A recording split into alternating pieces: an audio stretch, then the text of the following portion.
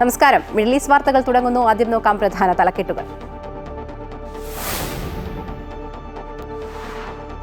സുപ്രധാന കരാറുകളിൽ ഒപ്പുവെച്ച് ഇന്ത്യയും ഖത്തറും. ഇരട്ട നികുതി ഒഴിവാക്കി. ഖത്തറിൽ നിന്ന് കൂടുതൽ പ്രകൃതിവാതകം വാങ്ങാൻ ധാരണ. ഇന്ത്യയിലെ സ്മാർട്ട് സിറ്റികളിലും ഫുഡ് പാർക്കിലും ഖത്തർ നിക്ഷേപം നടത്തും.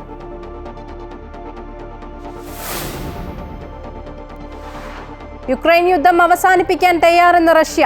സമാധാന ചർച്ചകൾക്കായി പ്രത്യേക സംഘത്തെ നിയോഗിക്കും. നിർണായക ചർച്ചയ്ക്കായി യുക്രൈൻ പ്രസിഡന്റ് വ്ളാഡിമിർ സെലൻസ്കി നാളെ സൗദിയിൽ.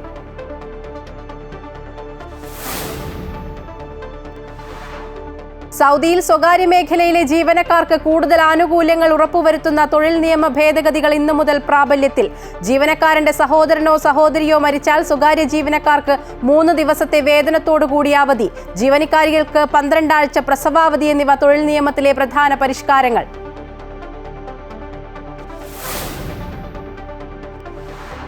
കുവൈറ്റിൽ പാപ്പരത്ത നിയമ ഭേദഗതിയുടെ കരട് രൂപത്തിന് മന്ത്രിസഭയുടെ അംഗീകാരം. പാപ്പരായവരെ അറസ്റ്റ് ചെയ്യുന്നതിനും സ്വത്തുക്കൾ കണ്ടുകെട്ടുന്നതിനും കരട് നിയമത്തിൽ വ്യവസ്ഥ.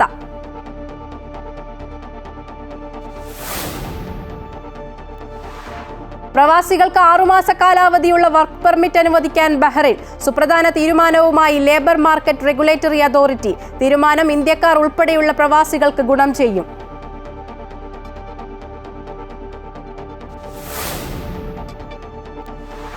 സൗദിയിലെ ജിദ്ദ ഉൾപ്പെടെയുള്ള പടിഞ്ഞാറൻ മേഖലയിലുള്ള ഇന്ത്യൻ പ്രവാസികളുടെ പ്രശ്നപരിഹാരത്തിനായി ഇന്ത്യൻ കോൺസുലേറ്റിൽ നാളെ ഓപ്പൺ ഫോറം. ഓപ്പൺ ഫോറം വൈകിട്ട് 4 മുതൽ 6 വരെ.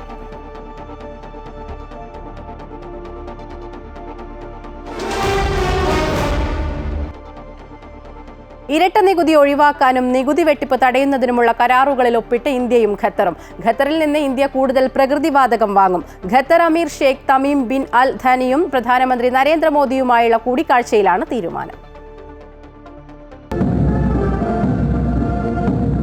2 ദിവസത്തെ സന്ദർശനത്തിനെത്തിയ ഖത്തർ അമീർ ഷെയ്ഖ് ഹമദ് ബിൻ അൽ ഥാനിക്ക് ഗംഭീര വരവേൽപ്പാണ് രാഷ്ട്രപതി ഭവനിൽ ഒരുക്കിയത്. രാഷ്ട്രപതിയും പ്രധാനമന്ത്രിയും ചേർന്ന് ഖത്തർ അമീറിനെ ആചാരപൂർവ്വം സ്വീകരിച്ചു. തുടർന്നായിരുന്നു ഹൈദരാബാദ് ഹൌസിൽ പ്രധാനമന്ത്രിയും ഖത്തർ അമീറുമായുള്ള കൂടിക്കാഴ്ച. ഇന്ത്യ ഖത്തർ ബന്ധം തന്ത്രപ്രധാന ബന്ധമായി ഉയർത്താൻ കൂടിക്കാഴ്ചയിൽ ധാരണയായി. ഇരട്ട നികുതി ഒഴിവാക്കാനുള്ള കരാറുകളിൽ ഉൾപ്പെടെ ഇരു രാജ്യങ്ങളും ഒപ്പിട്ടു. നിക്ഷേപം, സാമ്പത്തിക പങ്കാളിത്തം, യുവജനകാര്യം, സ്പോർട്സ് തുടങ്ങിയ വിവിധ മേഖലകളിൽ ഒന്നിച്ചു പ്രവർത്തിക്കാനും ഖത്തറും ഇന്ത്യയും തമ്മിൽ ധാരണയായെന്ന് വിദേശകാര്യ മന്ത്രാലയം അറിയിച്ചു. 2 agreements and 5 memorandums of understanding have been signed during the state visit of the Amir. The first agreement is on the establishment of a bilateral strategic partnership. A revised double taxation avoidance agreement was also signed. Both sides have also signed MOUs during the visit, including on economic partnership, cooperation in the area of archives and documentation, and youth affairs and sports. വിദേശകാര്യമന്ത്രി S Jaishankar, ധനമന്ത്രി നിർമ്മല സീതാരാമൻ, മറ്റു മന്ത്രിമാർ തുടങ്ങിയവർ പ്രധാനമന്ത്രിക്കൊപ്പം ഉണ്ടായിരുന്നു. മുതിർന്ന ഉദ്യോഗസ്ഥരും മന്ത്രിമാരും ഉൾപ്പെടെയുള്ള ഉന്നതതല പ്രതിനിധി സംഘമാണ് ഖത്തർ അമീറിനൊപ്പം ഉണ്ടായിരുന്നത്. ഇന്ത്യയിലെയും ഖത്തറിലെയും വ്യവസായികളുമായും അമീർ കൂടിക്കാഴ്ച നടത്തി. 10 വർഷത്തിന് ശേഷമായിരുന്നു ഖത്തർ അമീറിന്റെ ഇന്ത്യ സന്ദർശനം. News desk, Amrita TV. Russia Ukraine യുദ്ധം അവസാനിപ്പിക്കാൻ തയ്യാറെന്ന് റഷ്യ. സൗദിയിൽ US-ഉം റഷ്യയുമായി നടത്തിയ ചർച്ച വിജയം. സൗദി അറേബ്യയുടെ അധ്യക്ഷതയിൽ നടന്ന ചർച്ചയിൽ യുക്രൈനിൽ സമാധാനം കൈവരിക്കാനുള്ള ചർച്ചകൾക്ക് ഉന്നതതല സംഘത്തെ രൂപീകരിക്കാനും ധാരണയായി. യുക്രൈൻ പ്രസിഡന്റ് വ്ളാഡിമിർ സെലൻസ്കി നാളെ സൗദി അറേബ്യ സന്ദർശിക്കും. റഷ്യ യുക്രൈൻ യുദ്ധം അവസാനിക്കാനാണ് കളമൊരുങ്ങുന്നത്. റിയാദിൽ നടന്ന ചർച്ചയെ സുപ്രധാന കാൽവയ്പെന്നാണ് അമേരിക്കൻ വിദേശകാര്യ മന്ത്രാലയം വിശേഷിപ്പിച്ചത്. 4.5 മണിക്കൂറോളമാണ് ചർച്ച നീണ്ടത്. ചർച്ചകൾ വിജയകരമെന്ന് റഷ്യൻ പോളിസി അഡ്വൈസർ യൂറി ഉഷാകോവും വ്യക്തമാക്കി. ഇരുപക്ഷവും പരസ്പര താൽപര്യങ്ങളും ഉഭയകക്ഷി ബന്ധവും മുന്നോട്ട് കൊണ്ടുപോകാനും നേതാക്കളുടെ കൂടിക്കാഴ്ചയിൽ ധാരണയായി. റിയാദിലെ ദിരിയ കൊട്ടാരത്തിൽ സൗദി വിദേശകാര്യമന്ത്രി ഫൈസൽ ബിൻ ഫറാൻ അൽ സൗദിന്റെയും ദേശീയ സുരക്ഷാ ഉപദേശകൻ മുസാദ് ബിൻ മുഹമ്മദ് അൽ ഐബാന്റെയും മധ്യസ്ഥതയിലായിരുന്നു കൂടിക്കാഴ്ച. അമേരിക്കയും റഷ്യയും തമ്മിലുള്ള സാമ്പത്തിക സഹകരണം വർദ്ധിപ്പിക്കാനും ഉക്രൈനിൽ സമാധാനം കൈവരിക്കാനുള്ള ചർച്ചകൾക്ക് ഉന്നതതല സംഘത്തെ രൂപീകരിക്കാനും ധാരണയായി. അമേരിക്കൻ പ്രതിനിധികളായി US state secretary Marco Rubio, US മധ്യേഷ്യ ദൂതൻ സ്റ്റീവ് വിറ്റ്കോഫ്, ദേശീയ സുരക്ഷാ ഉപദേഷ്ടാവ് എന്നിവർ പങ്കെടുത്തു. റഷ്യൻ വിദേശകാര്യമന്ത്രി സെർജി ലാവ്റോവ്, പുടിന്റെ വിദേശ നയതന്ത്ര ഉപദേശകൻ യൂറി ഉഷാക്കോവ്, മറ്റ് ഉന്നതതല ഉദ്യോഗസ്ഥരും ചർച്ചയുടെ ഭാഗമായി. വാഷിംഗ്ടണിലെയും മോസ്കോയിലെയും അതത് എംബസികളിൽ ജീവനക്കാരെ പുനഃസ്ഥാപിക്കാൻ ഇരു രാജ്യങ്ങളും സമ്മതിച്ചതായി US state secretary Marco Rubio പറഞ്ഞു. അമേരിക്കൻ പ്രസിഡന്റ് ഡൊണാൾഡ് ട്രംപിനും റഷ്യൻ പ്രസിഡന്റ് വ്ളാഡിമിർ പുടിനും കൂടിക്കാഴ്ചയ്ക്ക് വഴിയൊരുക്കുക എന്നതുകൂടിയായിരുന്നു ചർച്ചയുടെ മറ്റൊരു ഉദ്ദേശം. തങ്ങളെ ഉൾപ്പെടുത്താത്ത ചർച്ചകളിലെ കരാറുകൾ അംഗീകരിക്കില്ലെന്ന് യുക്രൈൻ പ്രസിഡന്റ് വ്ളാഡിമിർ സെലൻസ്കി നേരത്തെ പ്രതികരിച്ചിരുന്നു.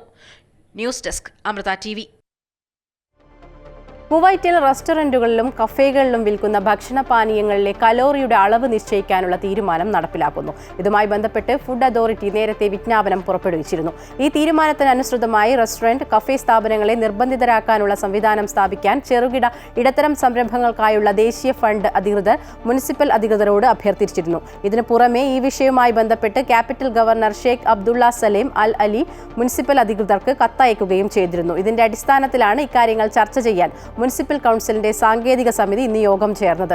തീരുമാനം നടപ്പിലാക്കുന്നതോടെ രാജ്യത്തെ റെസ്റ്റോറന്റുകളിലും കഫേകളിലും വിൽക്കുന്ന എല്ലാ ഭക്ഷ്യപാനീയങ്ങളിലും അടങ്ങിയിരിക്കുന്ന കലോറിയുടെ അളവ് വിലയ്ക്കൊപ്പം പ്രദർശിപ്പിക്കേണ്ടി വരും. പ്രവാസികൾക്ക് 6 മാസത്തെ കാലാവധിയുള്ള വർക്ക് പെർമിറ്റ് അനുവദിക്കാൻ ബഹ്റൈൻ തീരുമാനിച്ചു.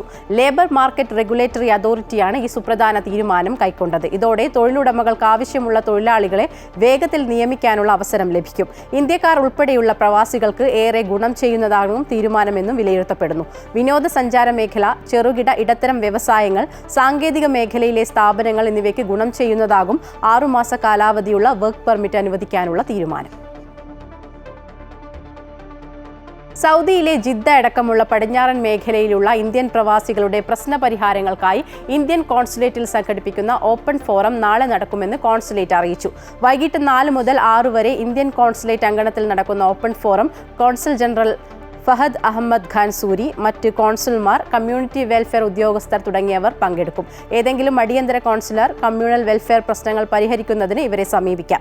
ജിദ്ദയിലെ ഇന്ത്യൻ കോൺസുലേറ്റ്സ് അധികാരപരിധിയിൽ താമസിക്കുന്ന ഇന്ത്യൻ പാസ്പോർട്ട് ഉടമയ്ക്ക് അവരുടെ അടിയന്തര പ്രശ്നങ്ങൾക്ക് പരിഹാരം തേടി വൈകിട്ട് 3:30 മുതൽ മുൻകൂർ അപ്പോയിന്റ്മെന്റ് ഇല്ലാതെ കോൺസുലേറ്റിൽ എത്താവുന്നതാണ്.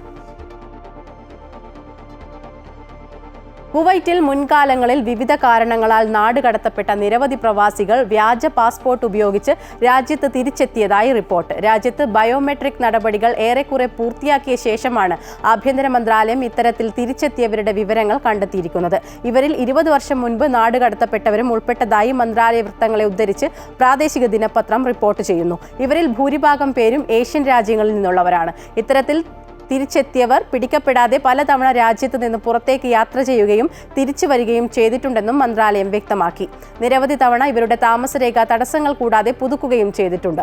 ഇവരിൽ നിരവധി ഗാർഹിക തൊഴിലാളികളും ഡ്രൈവർമാരും ഉൾപ്പെട്ടിട്ടുണ്ട്. ഇവരുടെ താമസരേഖ പുതുക്കുന്നതിന് നിരോധനം ഏർപ്പെടുത്തുവാനും നാടുകടത്തുവാനുമുള്ള നടപടികൾ ആരംഭിച്ചതായി മന്ത്രാലയ വൃത്തങ്ങൾ വ്യക്തമാക്കി. കുവൈറ്റിൽ പാപ്പരത്ത നിയമ ഭേദഗതിയുടെ കരട് രൂപത്തിന് മന്ത്രിസഭാ അംഗീകാരം. നിലവിലെ നിയമത്തിലെ ചില പ്രധാന ഭാഗങ്ങളിൽ ഭേദഗതി വരുത്തിയാണ് നീതിന്യായ മന്ത്രാലയം പുതിയ കരട് നിയമം തയ്യാറാക്കിയിരിക്കുന്നത്. ഇതനുസരിച്ച് പാപ്പരായി പ്രഖ്യാപിക്കപ്പെട്ട വ്യക്തികളിൽ നിന്നോ സ്ഥാപനങ്ങളിൽ നിന്നോ വ്യക്തികൾക്കോ സ്ഥാപനങ്ങൾക്കോ ലഭിക്കാനുള്ള കടബാധ്യതകൾ തിരിച്ചടയ്ക്കുവാൻ കടക്കാരൻ നിയമപരമായി ബാധ്യസ്ഥനായിരിക്കും. ഇവരെ അറസ്റ്റ് ചെയ്യുന്നതിനും ജയിലിലേക്ക് അയക്കുന്നതിനും സ്വത്തുക്കൾ കണ്ടുകെടുക്കുവാനും കരട് നിയമത്തിൽ വ്യവസ്ഥ ചെയ്യുന്നുണ്ട്. എന്നാൽ 21 വയസ്സിൽ താഴെ പ്രായമുള്ളവർ, ഗർഭിണികൾ എന്നിവരെ അറസ്റ്റ് നടപടികളിൽ നിന്ന് ഒഴിവാക്കും. രാജ്യത്തെ വാണിജ്യ അന്തരീക്ഷം മെച്ചപ്പെടുത്തുന്നതിനും വിദേശ നിക്ഷേപങ്ങൾ ആകർഷിക്കുന്നതിനും നിലവിലെ നിയമം പ്രധാന തടസ്സമായി കണ്ടെത്തിയതിനെ തുടർന്നാണ് പുതിയ നിയമ ഭേദഗതി. കുവൈറ്റിൽ ചെറുകിട ഇടത്തരം സംരംഭങ്ങൾക്ക് ഇന്ധന സ്റ്റേഷനുകളിൽ ഫാർമസിയും അനുവദിക്കണമെന്ന് മുനിസിപ്പൽ കൗൺസിലിനോട് ആവശ്യപ്പെട്ട് ഇടത്തരം സംരംഭങ്ങളുടെ വികസനത്തിനായുള്ള ദേശീയ ഫണ്ട്. ചില അയൽ രാജ്യങ്ങളിലും മറ്റുള്ളവയിലും ഈ സംവിധാനം ഉണ്ടെന്ന് വിശദീകരിച്ചാണ് നിർദ്ദേശം മുന്നോട്ട് വച്ചത്.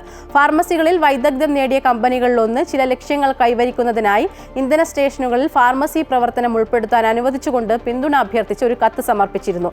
അതിലേറ്റവും പ്രധാനപ്പെട്ടത് കമ്മ്യൂണിറ്റി സേവനങ്ങൾ മെച്ചപ്പെടുത്തൽ, പ്രാദേശിക സമ്പദ് വ്യവസ്ഥയെ പിന്തുണയ്ക്കൽ, പിന്തുണയ്ക്കൽ, ദേശീയ ഫണ്ടിന്റെ സ്ഥാനം സ്ഥാപിക്കൽ, ചെറുകിട ഇടത്തരം സംരംഭങ്ങളെ പിന്തുണയ്ക്കൽ എന്നിവയാണ്. ഈ സാഹചര്യത്തിലാണ് മുനിസിപ്പൽ കൗൺസിലിനോട് ചെറുകിട ഇടത്തരം സംരംഭങ്ങളുടെ വികസനത്തിനായുള്ള ദേശീയ ഫണ്ട് ഈ ആവശ്യം ഉന്നയിച്ചത്. സൗദിയിൽ സ്വകാര്യ മേഖലയിൽ ജോലി ചെയ്യുന്ന ജീവനക്കാർക്ക് കൂടുതൽ ആനുകൂല്യങ്ങൾ ഉറപ്പുവരുത്തുന്ന തൊഴിൽ നിയമ ഭേദഗതികൾ ഇന്നു മുതൽ പ്രാബല്യത്തിൽ. സ്വകാര്യ സ്ഥാപനത്തിൽ ജോലി ചെയ്യുന്ന ജീവനക്കാരന്റെ സഹോദരനോ സഹോദരിയോ മരണപ്പെടുമ്പോൾ സ്വകാര്യ ജീവനക്കാർക്ക് 3 ദിവസത്തെ വേതനത്തോടു കൂടിയ അവധി, ജീവനക്കാരികൾക്ക് 12 ആഴ്ച പ്രസവാവധി എന്നിവ ഇന്നു മുതൽ നിലവിൽ വരുന്ന തൊഴിൽ നിയമത്തിലെ പ്രധാന പരിഷ്കാരങ്ങളാണ്. തൊഴിലാളിയുടെ അനുമതിയോടെ ഓവർ ടൈം ജോലി ചെയ്യുന്നതിന് ഓവർ ടൈം വേതനത്തിന് പകരം അവധി നൽകാനും തൊഴിലുടമയ്ക്ക് അനുമതിയുണ്ട്. തൊഴിലാളി തൊഴിൽ കരാർ അവസാനിപ്പിക്കാൻ ആഗ്രഹിക്കുന്നെങ്കിൽ ചുരുങ്ങിയത് 30 ദിവസം മുമ്പും, തൊഴിലുടമയാണ് തൊഴിൽ കരാർ അവസാനിപ്പിക്കാൻ ആഗ്രഹിക്കുന്നതെങ്കിൽ ചുരുങ്ങിയത് 60 ദിവസം മുൻപും നോട്ടീസ് നൽകിയിരിക്കണം. ജീവനക്കാർക്കും തൊഴിലപേക്ഷകർക്കുമിടയിൽ വർണ്ണ, ഭാഷ, ലിംഗവിവേചനം കാണിക്കരുത് തുടങ്ങിയ നിർദ്ദേശങ്ങളാണ് പുതിയ നിയമ ഭേദഗതിയിലുള്ളത്. ഹജ്ജ് കർമ്മങ്ങളുടെ ക്രമീകരണവുമായി ബന്ധപ്പെട്ട് മക്കയിൽ സന്ദർശന വിസക്കാർക്കുള്ള വിലക്ക് ഏപ്രിൽ 29 നിലവിൽ വരുമെന്ന് അധികൃതർ വ്യക്തമാക്കി. ഏപ്രിൽ 29 മുതൽ ജൂൺ 11 വരെയുള്ള കാലത്ത് സന്ദർശന വിസക്കാർ മക്കയിൽ പ്രവേശിക്കുന്നതിനും മക്കയിൽ തങ്ങുന്നതിനും വിലക്കുണ്ട്. സന്ദർശന വിസക്കാർക്ക് ഹജ്ജ് കർമ്മം നിർവഹിക്കാനും അനുമതിയില്ല. കഴിഞ്ഞ വർഷം നിരവധി പേർ വിസിറ്റ് വിസകളിലെത്തി അനധികൃതമായി ഹജ്ജ് കർമ്മം നിർവഹിച്ചത് 1300-ലേറെ തീർത്ഥാടകരുടെ മരണത്തിനിടയാക്കിയിരുന്നു. ഈ പശ്ചാത്തലത്തിൽ ഇക്കുറി മക്കയിൽ വിസിറ്റ് വിസക്കാർക്കുള്ള വിലക്ക് കൂടുതൽ ശക്തമാക്കുകയാണ് അധികൃതർ. ദുബായ്, അലൈൻ, അബുദാബി എന്നിവിടങ്ങളിൽ മഴ ലഭിച്ചു. ഉച്ചയ്ക്ക് ശേഷമാണ് മിതമായ തോതിൽ പല ഭാഗങ്ങളിലും മഴ പെയ്തത്. തിങ്കളാഴ്ച രാത്രിയിലും ചിലയിടങ്ങളിൽ നേരിയ മഴ ലഭിച്ചിരുന്നു. അന്തരീക്ഷം മൂടിക്കെട്ടിയിരിക്കുമെന്നും മഴയ്ക്ക് സാധ്യതയുണ്ടെന്നും കാലാവസ്ഥാ നിരീക്ഷണ കേന്ദ്രം നേരത്തെ അറിയിച്ചിരുന്നു. പൊടിക്കാറ്റിനുള്ള സാധ്യതയുമുണ്ട്. 10 മുതൽ 25 വരെ കിലോമീറ്റർ വേഗതയിൽ കാറ്റിന് സാധ്യതയുണ്ടെന്നും അറിയിപ്പിൽ പറയുന്നു. വരും ദിവസങ്ങളിൽ മഴയ്ക്ക് സാധ്യതയുണ്ടെന്നും റോഡ് യാത്രക്കാർ ജാഗ്രത പാലിക്കണമെന്നും അധികൃതർ നിർദ്ദേശിച്ചു. കാലാവസ്ഥാ മാറ്റം കൊണ്ടുണ്ടാകാൻ സാധ്യതയുള്ള രോഗങ്ങളെ കരുതിയിരിക്കണമെന്നും നിർദ്ദേശങ്ങളിൽ പറയുന്നു. പ്രതിരോധ മേഖലയുമായി ബന്ധപ്പെട്ട രാജ്യാന്തര പ്രദർശനത്തിന് അബുദാബിയിൽ തുടക്കമായി. ദുബായ് കിരീടാവകാശിയും ഉപപ്രധാനമന്ത്രിയും പ്രതിരോധ മന്ത്രിയുമായ Sheikh Hamdan bin Mohammed bin Rashid Al Maktoum IDEX പ്രദർശനമേള ഉദ്ഘാടനം ചെയ്തു. 65 രാജ്യങ്ങളിൽ നിന്നുള്ള 1565 കമ്പനികൾ മേളയിൽ പങ്കെടുക്കുന്നുണ്ട്. പ്രതിരോധം, സൈബർ സെക്യൂരിറ്റി, നിർമ്മിത ബുദ്ധി തുടങ്ങിയ മേഖലയിൽ നിന്നുള്ള വിദഗ്ധരും മേളയിൽ സംബന്ധിക്കുന്നുണ്ട്. ഇന്ത്യയിൽ നിന്നുള്ള സ്ഥാപനങ്ങളുടെ സാന്നിധ്യവും മേളയിലുണ്ട്. ഫെബ്രുവരി 21 ഐഡെക്സ് പ്രദർശനം സമാപിക്കും. ലോകത്തിലെ ഏറ്റവും വലിയ ഭക്ഷ്യോൽപ്പന്ന പാനീയ പ്രദർശനമേളയായ ഗൾഫ് ഫുഡിന് ദുബായിൽ തുടക്കമായി. 100-ലേറെ രാജ്യങ്ങളിൽ നിന്നുള്ള 5000-ലേറെ പ്രദർശകർ 5 ദിവസത്തെ മേളയിൽ പങ്കെടുക്കുന്നുണ്ട്. ഭക്ഷ്യോൽപ്പന്ന നിർമ്മാണം, സംഭരണം, വിതരണം തുടങ്ങി വിവിധ മേഖലകളുമായി ബന്ധപ്പെട്ട സ്ഥാപനങ്ങളും വിദഗ്ധരും പങ്കെടുക്കുന്ന പ്രദർശനമേള ഫെബ്രുവരി 21 സമാപിക്കും. ദുബായ് വേൾഡ് ട്രേഡ് സെന്ററിലെ 13 ലക്ഷത്തിലേറെ ചതുരശ്രയടി സ്ഥലത്താണ് ലോകത്തിലെ ഏറ്റവും വലിയ ഭക്ഷ്യോൽപ്പന്ന പാനീയ പ്രദർശനമേളയായ ഗൾഫ് ഫുഡ് ഒരുക്കിയിരിക്കുന്നത്. 129 രാജ്യങ്ങളിൽ നിന്നുള്ള 5500 പ്രദർശകരാണ് മേളയിൽ പങ്കെടുക്കുന്നത്. ഗൾഫ് ഫുഡ് പ്രദർശനത്തിന്റെ 30ാമത് പതിപ്പാണ് ഇത്തവണത്തേത്. വിവിധ വിഭാഗങ്ങളിലായി 10 ലക്ഷത്തിലേറെ ഭക്ഷ്യപാനീയ ഉൽപ്പന്നങ്ങൾ പ്രദർശനത്തിലുണ്ട്. UAE വൈസ് പ്രസിഡന്റും പ്രധാനമന്ത്രിയും ദുബായ് ഭരണാധികാരിയുമായ Sheikh Mohammed bin Rashid Al Maktoum Gulf Food മേളയിൽ സന്ദർശനം നടത്തി. ഭക്ഷ്യമേഖലയുമായി ബന്ധപ്പെട്ട വിദഗ്ധരും നിക്ഷേപകരും സ്റ്റാർട്ടപ്പുകൾ മുതൽ ബഹുരാഷ്ട്ര ഭക്ഷ്യോൽപ്പന്ന കമ്പനികളുടെ വരെ പ്രതിനിധികളും മേളയിൽ സംബന്ധിക്കുന്നുണ്ട്.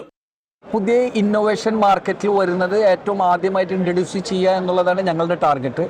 ഈ ഒരു വേദി അതിന് ഒരുപാട് ഞങ്ങൾക്ക് ഹെൽപ്പ് ചെയ്യുന്നുണ്ട്. ഇവിടെ വന്നതിന് ശേഷം ഒരുപാട് പുതിയ പ്രൊഡക്റ്റുകളും പുതിയ അക്രോസ് ദ വേൾഡ്, മറ്റേത് സ്പെസിഫിക് ആയിട്ടുള്ള രാജ്യങ്ങളിൽ നിന്ന് മാത്രമേ ഞങ്ങൾക്ക് സാധനങ്ങൾ കിട്ടിയിരുന്നുള്ളൂ. പക്ഷെ ഇപ്പോൾ പല ചെറിയ ചെറിയ രാജ്യങ്ങളിൽ നിന്ന് പോലും ഞങ്ങൾക്ക് ഒരുപാട് സാധനങ്ങൾ സോഴ്സ് ചെയ്യാനുള്ള ഒരു പ്ലാറ്റ്ഫോമായി ഇത് മാറിയിരിക്കുകയാണ്. ഇന്ത്യയിൽ നിന്നുള്ള സ്ഥാപനങ്ങളുടെ സജീവ സാന്നിധ്യം ഇക്കുറിയും ഗൾഫ് ഫുഡിലുണ്ട്. ഭക്ഷ്യോൽപ്പന്നങ്ങളുടെ വ്യാപാരം, നിക്ഷേപം, ആഗോള ഭക്ഷ്യസുരക്ഷ, നിർമ്മിത ബുദ്ധിയുടെ ഉപയോഗം തുടങ്ങി വിവിധ വിഷയങ്ങളെ അധികരിച്ചുള്ള ചർച്ചകളും സംവാദങ്ങളും മേളയുടെ ഭാഗമായി നടക്കുന്നു. വിവിധ കമ്പനികൾ തങ്ങളുടെ പുതിയ ഉൽപ്പന്നങ്ങൾ പലതും വിപണിയിൽ അവതരിപ്പിക്കുന്നതും ഗൾഫ് ഫുഡ് മേളയിലാണ്. 5 ദിവസം നീണ്ടു നിൽക്കുന്ന പ്രദർശനമേള ഫെബ്രുവരി 21 സമാപിക്കും. ഭക്ഷ്യോൽപ്പന്ന പാനീയ മേഖലയിൽ ലോകത്ത് സംഭവിച്ചുകൊണ്ടിരിക്കുന്ന അത്ഭുതകരമായ മാറ്റങ്ങളുടെ കാഴ്ചകളാണ് ഇത്തവണത്തെ Gulf food exhibition. Dubai world trade സെന്ററിൽ നിന്നും ജെറിൻ ജേക്കബിനൊപ്പം ശ്രീരാജ് കൈമൾ, അമൃത ന്യൂസ്. റമദാൻ ദിവസങ്ങളിൽ ഭക്ഷണം പാകം ചെയ്യുന്നതിനും വിൽക്കുന്നതിനും പ്രദർശിപ്പിക്കുന്നതിനുമുള്ള മാനദണ്ഡങ്ങൾ ഷാർജ നഗരസഭ പ്രഖ്യാപിച്ചു. ഹോട്ടലുകളിലും റെസ്റ്റോറന്റുകളിലും ഷോപ്പിംഗ് മാളുകളിലെ ഫുഡ് കോർട്ടുകളിലും റമദാൻ നോമ്പ് സമയത്ത് ഭക്ഷണം കഴിക്കാനുള്ള അനുമതിയില്ല. ഹോട്ടലുകൾക്കും റെസ്റ്റോറന്റുകൾക്കും ഭക്ഷണം തയ്യാറാക്കി നൽകാനുള്ള അനുമതിയുണ്ട്. ഇതിനായി 3000 ദിർഹം ഫീസ് അടച്ച് അനുമതി വാങ്ങണം. അടുക്കളകളിൽ മാത്രമേ ഭക്ഷണം പാകം ചെയ്യാനും പാടുള്ളൂ എന്നും നിബന്ധനകളിൽ പറയുന്നു. ഇഫ്താറിന് മുൻപുള്ള സമയത്ത് ഭക്ഷണം പ്രദർശിപ്പിക്കുന്നതിന് 500 ദിർഹം ഫീസ് അടച്ച് അനുമതി വാങ്ങണം. വൃത്തിയുള്ള പാത്രങ്ങളിൽ ഫുഡ് ഗ്രേഡ് പ്ലാസ്റ്റിക് ഷീറ്റ് കൊണ്ടോ ഫോയിൽ പേപ്പർ കൊണ്ടോ മൂടി മാത്രമേ പ്രദർശിപ്പിക്കാവൂ എന്നും നിർദ്ദേശമുണ്ട്. സ്ത്രീകളെ ബാധിക്കുന്ന ക്യാൻസർ തടയാൻ 6 മാസത്തിനുള്ളിൽ വാക്സിൻ പുറത്തിറക്കുമെന്ന് കേന്ദ്ര ആരോഗ്യ സഹമന്ത്രി പ്രതാപ് റാവു ജാദവ്. രാജ്യത്ത് ക്യാൻസർ രോഗികളുടെ എണ്ണം വർദ്ധിച്ചിട്ടുണ്ടെന്നും ചികിത്സയ്ക്കുള്ള മരുന്നുകളുടെ കസ്റ്റംസ് തീരുവയും സർക്കാർ ഒഴിവാക്കിയിട്ടുണ്ടെന്നും മന്ത്രി അറിയിച്ചു. സ്ത്രീകളെ ബാധിക്കുന്ന അർബുദത്തിനുള്ള വാക്സിൻ സംബന്ധിച്ച ഗവേഷണം ഏതാണ്ട് പൂർത്തിയായെന്നും പരീക്ഷണങ്ങൾ നടന്നുകൊണ്ടിരിക്കുകയാണെന്നും കേന്ദ്ര ആരോഗ്യ സഹമന്ത്രി പ്രതാപ് റാവു ജാദവ് അറിയിച്ചു. സ്ത്രീകളെ ബാധിക്കുന്ന ക്യാൻസറുകളെ പ്രതിരോധിക്കാൻ 6 മാസത്തിനുള്ളിൽ വാക്സിൻ പുറത്തിറക്കും. വാക്സിനായുള്ള പഠനം അവസാന ഘട്ടത്തിലാണെന്നും മന്ത്രി അറിയിച്ചു. 9-നും 16 വയസ്സിനും ഇടയ്ക്ക് പ്രായമുള്ള പെൺകുട്ടികൾക്ക് കുത്തിവയ്പ് എടുക്കാം. സ്തന, ഓറൽ, സെർവിക്കൽ ക്യാൻസറുകളെ വാക്സിനിലൂടെ പ്രതിരോധിക്കാമെന്നും മന്ത്രി അറിയിച്ചു. 30 വയസ്സിന് മുകളിലുള്ള സ്ത്രീകളെ പരിശോധനയ്ക്ക് വിധേയമാക്കും. കൂടാതെ രോഗം നേരത്തെ കണ്ടെത്തുന്നതിനായി ഡേ കെയർ ക്യാൻസർ സെന്ററുകൾ സ്ഥാപിക്കുമെന്നും മന്ത്രി അറിയിച്ചു. ക്യാൻസർ ചികിത്സയ്ക്ക് ഉപയോഗിക്കുന്ന മരുന്നുകളുടെ കസ്റ്റംസ് തീരുവയും സർക്കാർ ഒഴിവാക്കിയിട്ടുണ്ട്. രാജ്യത്ത് ക്യാൻസർ രോഗികളുടെ എണ്ണം വർദ്ധിച്ചിട്ടുണ്ടെന്നും മന്ത്രി ചൂണ്ടിക്കാട്ടി. ഈ പ്രശ്നം പരിഹരിക്കുന്നതിനുള്ള നടപടികളാണ് കേന്ദ്ര സർക്കാർ ആരംഭിച്ചത്. ആശുപത്രികളിൽ ആയുഷ് വകുപ്പുകളുണ്ടെന്നും ജനങ്ങൾക്ക് ഈ സൗകര്യങ്ങൾ പ്രയോജനപ്പെടുത്താനാകുമെന്നും ജാദവ് പറഞ്ഞു. News desk Amrita TV. സംസ്ഥാനത്ത് പാമ്പുകടിയേറ്റുള്ള മരണം തടയാൻ കർമ്മ പദ്ധതിയുമായി അമൃത ആശുപത്രി. കുടുംബാരോഗ്യ കേന്ദ്രങ്ങളും വനം വകുപ്പ് ഉൾപ്പെടെ എല്ലാ സർക്കാർ സംവിധാനങ്ങളെയും സ്വകാര്യ ആശുപത്രികളെയും ഗവേഷണ കേന്ദ്രങ്ങളെയും സംയോജിപ്പിച്ചാണ് പദ്ധതി തയ്യാറാക്കുന്നത്. കഴിഞ്ഞ 10 വർഷത്തിനിടെ മനുഷ്യ വന്യജീവി സംഘർഷത്തിൽ 904 മരണമുണ്ടായതിൽ 574 എണ്ണവും പാമ്പുകടിയേറ്റാണ്. ഇത് കുറച്ചുകൊണ്ടുവരിക എന്ന ലക്ഷ്യത്തോടെയുള്ള കർമ്മ പദ്ധതിയാണ് കൊച്ചി അമൃത ആശുപത്രി തയ്യാറാക്കുന്നത്. കുടുംബാരോഗ്യ കേന്ദ്രങ്ങളും വനം വകുപ്പും ഉൾപ്പെടെ എല്ലാ സർക്കാർ സംവിധാനങ്ങളെയും സ്വകാര്യ ആശുപത്രികളെയും ഗവേഷണ കേന്ദ്രങ്ങളെയും സംയോജിപ്പിച്ചാണ് ഈ പദ്ധതി. പാമ്പ് കടിയേറ്റുള്ള മരണം 0-ലെത്തിക്കുക എന്നതാണ് പദ്ധതിയുടെ ലക്ഷ്യം. ഇതിൻ്റെ ആദ്യഘട്ടമായാണ് ഏകദിന ശില്പശാല സംഘടിപ്പിച്ചത്. പാമ്പ് കടിയേറ്റ് ഒരാളുടെ ജീവൻ പോലും നഷ്ടപ്പെടരുത് എന്ന ലക്ഷ്യമാണ് പദ്ധതി ഉദ്ദേശിക്കുന്നതെന്ന് അമൃത ആശുപത്രിയിലെ cardiologist doctor Jaideep C Menon പറഞ്ഞു. പാമ്പ് കടി മൂലം ആരും മരിച്ചുകൂടാനാണ് അതാണ് നമ്മുടെ ലക്ഷ്യം. കേരളത്തിൽ 30 ആണെങ്കിലും ഇന്ത്യ മഹാരാജ്യത്തിൽ 58,000 പേരാണ് പാമ്പ് കടി മൂലം മരിക്കുന്നത്. ഇത് മരിക്കുന്നു എന്ന് മാത്രമല്ല, മരിക്കുന്നവരും മിക്കവരും 20-65 വയസ്സിൻ്റെ ഇടയ്ക്കും 70% ആണുങ്ങളാണ്. അപ്പോൾ ആ ഒരു മരണം ഒരു കുടുംബത്തിനെയാണ് ബാധിക്കുന്നത്. അപ്പോൾ ഇത് ഈസിലി ട്രീറ്റബിൾ ആണ്. വ്യക്തി ആശുപത്രി എത്തുകയാണെങ്കിൽ ജീവിച്ചു പോകാനുള്ള സാധ്യത വളരെ വളരെ കൂടുതലാണ്. പാമ്പ് കടിയേറ്റാൽ ആന്റിവെനം നൽകുന്നതിനുള്ള കാലതാമസവും വീഴ്ചയുമാണ് മരണനിരക്ക് കൂടാനുള്ള പ്രധാന കാരണം. ഇക്കാര്യങ്ങൾക്ക് വേണ്ടിയുള്ള ബോധവൽക്കരണവും പരിശീലനവും വിദ്യാർത്ഥികൾക്ക് ഉൾപ്പെടെ നൽകുക എന്നത് പ്രാധാന്യമേറിയതാണെന്ന് അമൃത ആശുപത്രിയിലെ അത്യാഹിത വിഭാഗത്തിലെ ഡോക്ടർ ശബരീഷ് ബി പറഞ്ഞു. പെട്ടെന്ന് ഒരു പാമ്പ് കടി ഒരു സ്ഥലത്ത് സംഭവിക്കുകയാണെങ്കിൽ അവരെന്തൊക്കെയാണ് അറിഞ്ഞിരിക്കേണ്ടത്, അങ്ങനത്തെ അവരിലേക്കുള്ള ബോധം എങ്ങനെയാണ് കൂട്ടേണ്ടത് എന്നുള്ളത്, അതിനുള്ള പല സ്ട്രാറ്റജീസ് നമ്മൾ ഇന്ന് ഡിസ്കസ് ചെയ്തു. 2 ഹെൽത്ത് സിസ്റ്റംസ്, അതായത് ആശുപത്രികളിൽ തന്നെ ഇന്നിപ്പോൾ നമ്മൾ ചികിത്സിക്കുമ്പോൾ നേരിടുന്ന വെല്ലുവിളികൾ പലതുമായിട്ടുണ്ട്. ഇന്നിപ്പോൾ അവൈലബിൾ ആയിട്ടുള്ള ടെസ്റ്റുകൾ, അല്ലെങ്കിൽ ഏത് പാമ്പാണെന്ന് തിരിച്ചറിയേണ്ട അനിവാര്യതയുണ്ടോ, അല്ലെങ്കിൽ പാമ്പുകൾ ഒരേ ഇനത്തിൽ തന്നെ പാമ്പ് കടിക്കുമ്പോൾ രോഗികൾ പല രീതിയിൽ പ്രസന്റ് ചെയ്യുന്ന പോലുള്ള കാര്യങ്ങൾ, അങ്ങനെ വൈദ്യശാസ്ത്രപരമായി നമ്മൾ നേരിടുന്ന പല വെല്ലുവിളികളുണ്ട്. ആ കാര്യങ്ങളെക്കുറിച്ച് നമ്മൾ വിശദമായി ചർച്ച ചെയ്യുകയുണ്ടായി. ആന്റിവെനം നിർമ്മിക്കുന്നതിന്റെ സാധ്യതകളടക്കം ആരായുന്നത് ശില്പശാലയിൽ ചർച്ച ചെയ്തു. ആരോഗ്യവകുപ്പ് സെക്രട്ടറി രാജൻ ഖോബ്രയുടെ മുഖ്യപ്രഭാഷണം നടത്തിയ ശില്പശാലയിൽ കേരള വനം വകുപ്പിലെയും ഇന്ത്യൻ കൗൺസിൽ ഫോർ മെഡിക്കൽ റിസർച്ചിലെയും അടക്കമുള്ള പ്രതിനിധികൾ പങ്കെടുത്തു. അമൃത ന്യൂസ്, കൊച്ചി.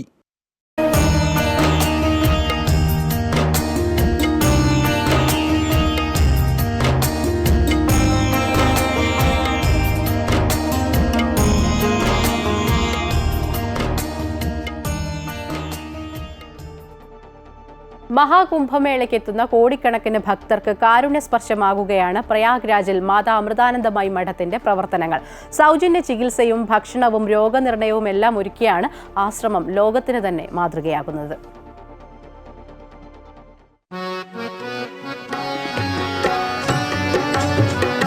ലോകത്തെങ്ങുമുള്ള മനുഷ്യർക്ക് എന്നും സഹായവും സാന്ത്വനവുമാണ് മാതാ അമൃതാനന്ദമയി മഠത്തിന്റെ പ്രവർത്തനങ്ങൾ. മഹാകുംഭമേള നടക്കുന്ന പ്രയാഗ്രാജിലും ആ കരുതൽ കാണാൻ കഴിയും. ആതുര സേവനത്തിന്റെ മഹത്തായ മാതൃകയാണ് പ്രയാഗ്രാജ്. കുംഭമേളയുടെ ഭാഗമായുള്ള പ്രാർത്ഥനയും പ്രത്യേക പൂജകളും ആശ്രമത്തിൽ നടക്കുന്നു.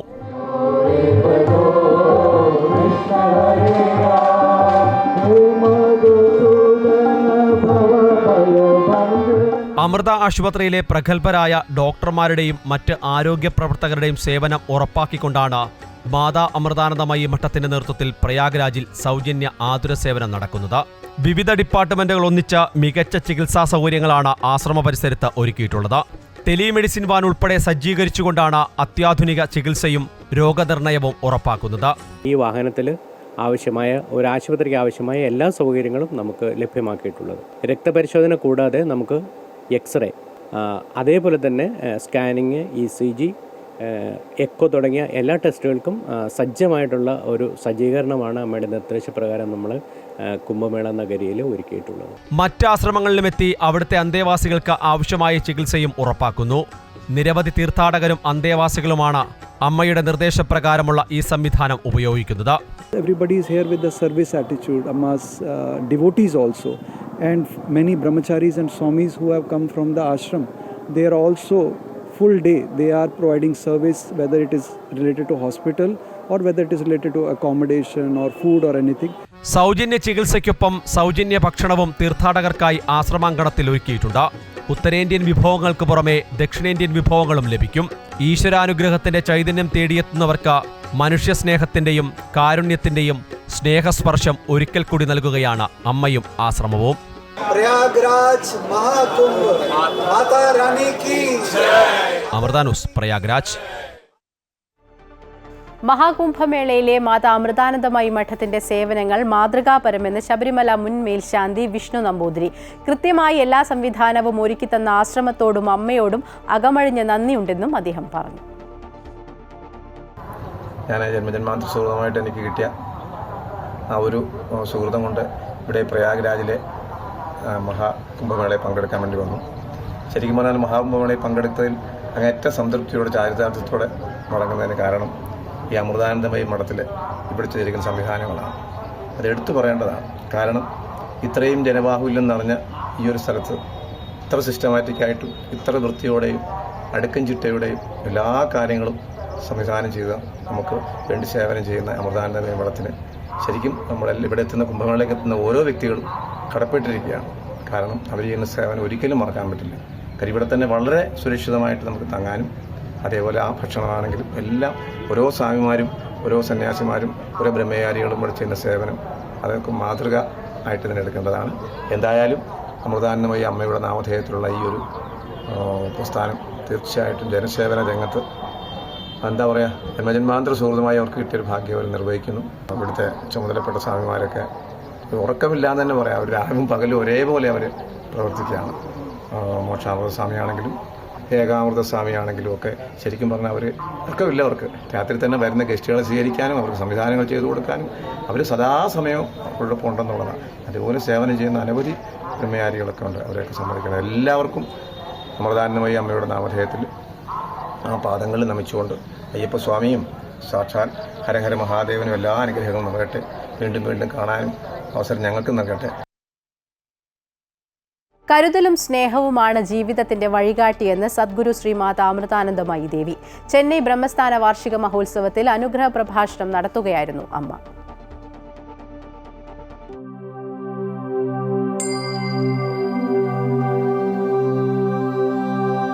ചെന്നൈ വിരുകമ്പാക്കം ബ്രഹ്മസ്ഥാന വാർഷിക മഹോത്സവത്തിനെത്തിയ അമ്മയെ ഭക്തിനിർഭരമായാണ് വരവേറ്റത്.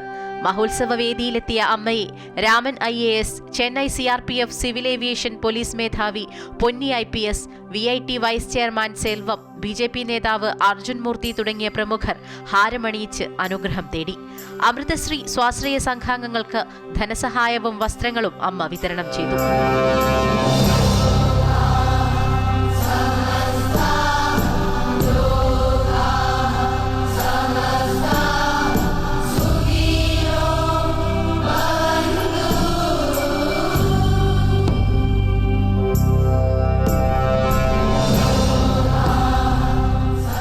ചിന്തിക്കാതെ പ്രവർത്തിക്കുകയും പ്രവർത്തിക്കാതെ ചിന്തിക്കുകയും ചെയ്യുന്നത് ഒഴിവാക്കണമെന്നും മനസ്സിൽ ദേഷ്യമുണ്ടാകുമ്പോൾ ഉടനെ പ്രവൃത്തിയായോ വാക്കായോ അത് മാറരുതെന്നും അനുഗ്രഹ പ്രഭാഷണത്തിൽ അമ്മ പറഞ്ഞു. 35ാമത് ചെന്നൈ ബ്രഹ്മസ്ഥാന വാർഷിക മഹോത്സവത്തിൽ അമ്മയുടെ അനുഗ്രഹം തേടി പതിനായിരങ്ങളാണ് എത്തിയത്. അമ്മയുടെ ദിവ്യ സാന്നിധ്യത്തിൽ ധ്യാനവും ഭജനയും ഉണ്ടായിരുന്നു.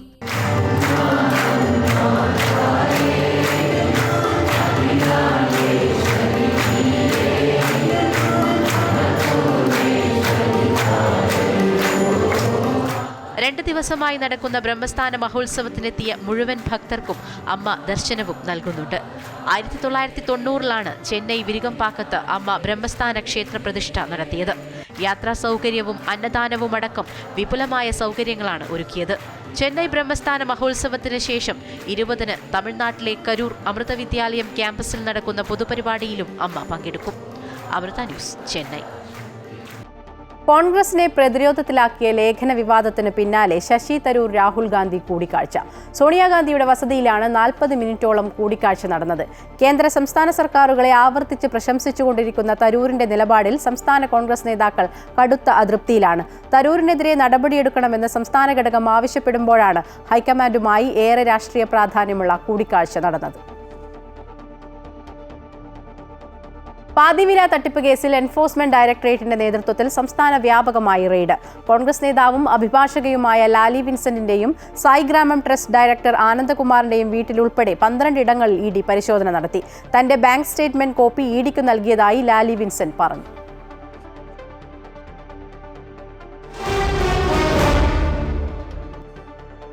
രഞ്ജി ട്രോഫി സെമി ഫൈനലിൽ ഗുജറാത്തിനെതിരെ കേരളം ശക്തമായ നിലയിൽ. രണ്ടാം ദിവസം കളി നിർത്തുമ്പോൾ 7 വിക്കറ്റിന് 418 റൺസ് എന്ന നിലയിലാണ് കേരളം. സെഞ്ചുറി നേടിയ മുഹമ്മദ് അസ്റുദ്ദീന്റെ പ്രകടനമാണ് കേരളത്തിന് കരുത്തായത്. 149 റൺസുമായി അസ്റുദ്ദീനും 10 റൺസോടെ ആദിത്യ സർവോഡുമാണ് ക്രീസിൽ. രഞ്ജിയിൽ അസ്റുദ്ദീന്റെ രണ്ടാം സെഞ്ചുറിയാണിത്. 3 വിക്കറ്റെടുത്ത അർസൻ നാഗസ്വെല്ലയാണ് ഗുജറാത്ത് ബൌളിംഗ് നിരയിൽ തിളങ്ങിയത്. പ്രിയജിത് സിംഗ് ജഡേജയും രവി ബിഷ്ണോയും വിശാൽ ജയ്സ്വാളും ഓരോ വിക്കറ്റുകൾ വീതം വീഴ്ത്തി.